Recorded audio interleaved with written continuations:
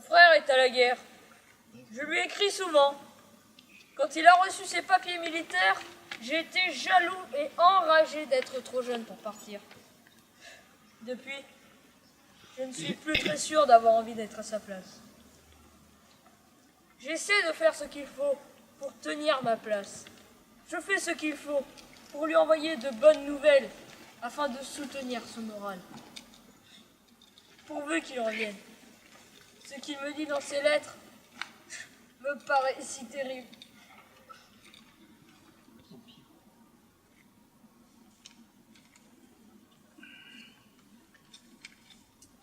Cher frère, ce fut pour moi un réveil agréable que lire ta lettre et constater les progrès que tu as faits. Reçois en retour les meilleurs baisers que je puisse t'envoyer. Il me semble que tes prières te portent bonheur plus que d'autres, et c'est sous la protection de vos souhaits que ce soir ou demain, nous irons déloger les boches de leur terrier. Te savoir bien sage et résolu à bien travailler en classe est une récompense des sacrifices qui nous sont imposés. Il te faut préparer, comme cela t'est possible, la France de demain pour laquelle nous nous battons. Dieu veuille que tous les écoliers de France soient disposés comme toi, et le sang versé ne sera que la plus belle récompense des générations futures. Si le froid et la pluie nous font trouver dure la campagne, nos récriminations s'arrêtent en pensant que c'est pour une bonne cause que nous nous battons. Et que demain, nos cadets seront capables de nous remplacer et de profiter de la victoire. Pense bien que maintenant, quand la terre se tasse à la gelée, je n'ai plus la ressource d'attraper le gilet de laine que maman mettait à tes pieds. Il me faut battre la semelle. Ah, si tu voyais, au clair de lune, au bord de la tranchée, une quarantaine de Mardi Gras se courir les uns après les autres, enveloppés chacun dans une grande couverture, les faisant ressembler aux Arabes. Tout à coup, un éclair paraît chez les voisins d'en face. Tout le monde court à son tour.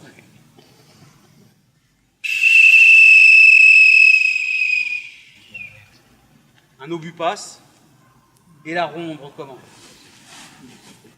Si c'est plus grave et qu'on entend le tic-tac de leur mitrailleuse télégraphe avec le crépitement des fusils, chacun va à sa place.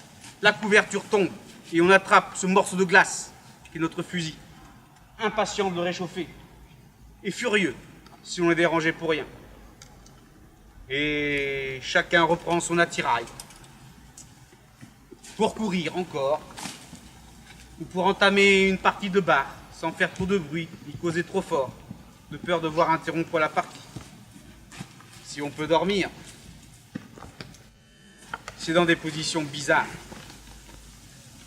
Assis sur ses sacs, deux face à face, chacun la tête posée sur l'épaule de l'autre, ou les uns sur les autres, comme des sardines dans leur panier, ou encore sur le côté, les talons aux fesses, les mentons dans la poitrine.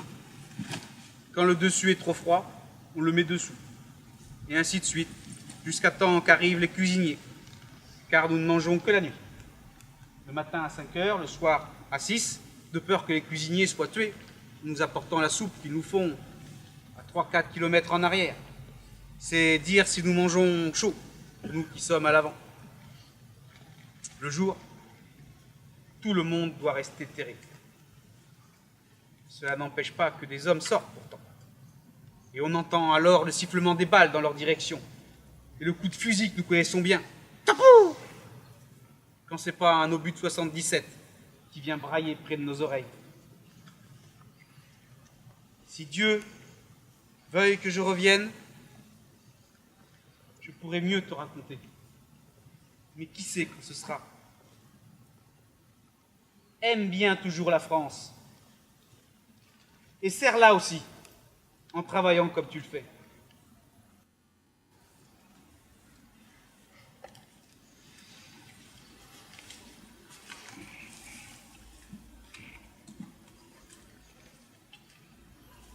Je suis Corinne Gilles. Mon mari est ouvrier agricole. Il est parti dans les premiers. Il m'écrit tous les jours. J'étais presque jalouse de sa bonne humeur le jour du départ. Depuis, je sais bien que la chanson n'est plus la même. À ses lettres, j'ai vite compris que l'humeur n'est pas aux réjouissances. Et aujourd'hui, je le sens tellement malheureux que je commence à redouter qu'il revienne. J'ai peur des souvenirs qu'il aura.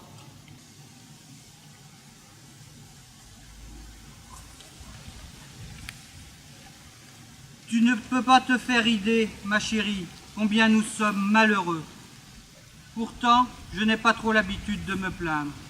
Mais ce coup-ci, j'y suis obligé, car c'est une chose au-dessus de l'imagination. C'est à ne pouvoir te dire.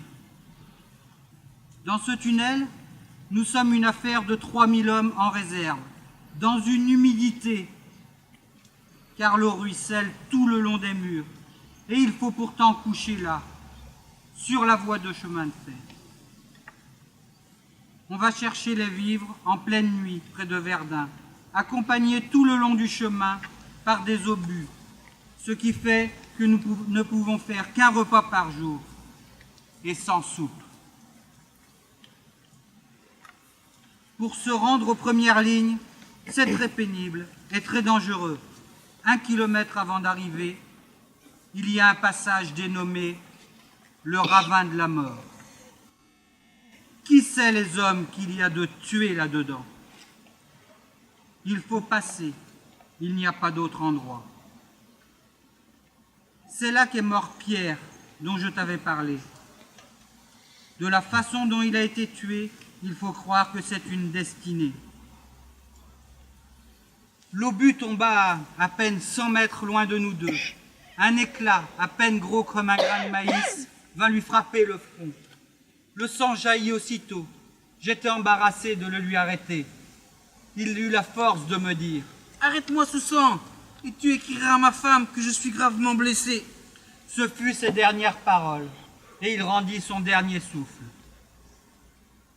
Je crois que mon Joseph ne reviendra pas. On ne peut pas changer autant dans sa façon de vivre et continuer à être le même. Lui qui n'a jamais été croyant, je sens bien que les choses de la mort le travaillent et qu'il s'inquiète pour la suite. La suite, pour nous ici, c'est de continuer à vivre. Pour lui, je crois bien que c'est comment préparer sa mort. Aujourd'hui, c'est dimanche. Repos complet. Messe à 9 h dans l'église de Cerisy. J'y suis allé. Que dois-tu penser, ma chère Corinne? Moi, qui n'allais pas souvent à la messe avant la guerre, maintenant, j'y vais toutes les fois que j'ai l'occasion. Tu vas être obligé de croire que je suis redevenu chrétien. Eh bien, entre nous deux, je veux qu'il n'y ait rien de caché. Je veux te faire savoir tout ce que je pense et tout ce que je fais. Je vais à la messe parce que le danger m'a effrayé. Il m'a fait réfléchir à des choses auxquelles je ne voulais guère réfléchir avant la guerre. Lorsque j'étais avec toi, j'étais pris par mon travail et je voulais en même temps me passer quelques plaisirs. Je ne réfléchissais guère à ce qui pouvait m'attendre ici. Et je ne pensais qu'au présent. Mais lorsque je me suis vu privé de tous les plaisirs, et quand les obus et les balles m'ont mis devant la mort durant les longues heures de garde au créneau, j'ai eu le temps de réfléchir.